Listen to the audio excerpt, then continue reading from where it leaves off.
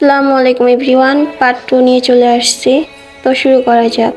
কিন্তু ও তো আর জানতো না 2 বছর পেছন ঘুরে ওকে বিয়ে করার জন্য পটিয়েছিল ওর দাদুকে আরিশ। 10টার আগে ঘুম থেকেও না ওঠা ছেলে ওর দাদুকে পটাতে তার সাথে ভোরে উঠে মর্নিং ওয়াকে যেত। কখনো বাজার না করার ছেলে ওর দাদুকে ইমপ্রেস করতে একদিন তার সাথে বাজার করতে গিয়েছিল। কিন্তু ওর বাজার করার ছিঁড়ি দেখি আরিয়ার দাদু ফজলুল হক বুঝে গিয়েছিল আরিশ যে কখনো বাজারে আসেনি। সেই নিয়ে কি লজ্জায় পড়তে হয়েছিল ওর। ভাবতেই হাসি পেল আরিশের। পাগল হয়ে গেলেন নাকি? একা একা হাসছেন কেন? আরিয়ার কথায় ভাবনার জগৎ থেকে ফিরে এলো আরিশ। তারপর আরিয়ার দিকে তাকিয়ে বলে উঠল, হ্যাঁ, পাগল তো অনেক আগেই হয়েছি, আর সেটা তোমার প্রেমে।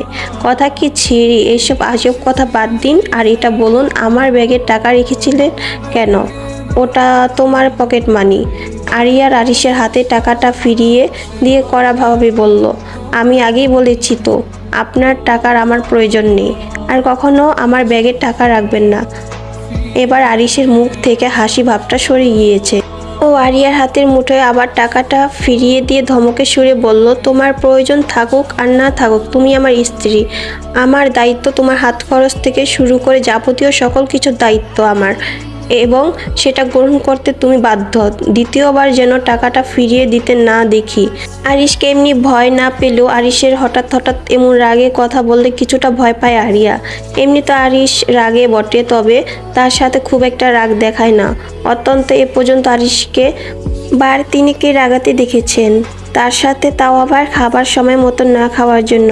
আরিয়া যে ভয় পেয়েছে সেটা বুঝতে না দিতে সে টাকাটা আরিশের দিকে এগিয়ে দিয়ে বলতে লাগলো, আমার আপনার থেকে টাকার প্রয়োজন নেই, বললামই তো, আপনার টাকা আমি ব্যবহার করতে পারবো না।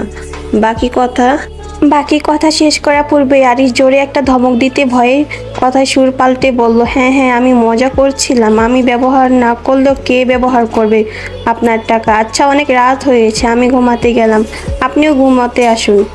আরিয়ার এমন বোকা বোকা কথায় ঠোঁটের কোণে হাসি ফুটে উঠল আরিশের, তবে তা বেশিক্ষণ স্থায়ী হলো না। পকেটে থাকা ফোনটা বেজে উঠতে মুখের হাসি ভাবটা মিলিয়ে গেল। ফোনটা রিসিভ করে কথা বলতে বলতে লিভিং রুমের বারান্দায় গেল। পরের দিন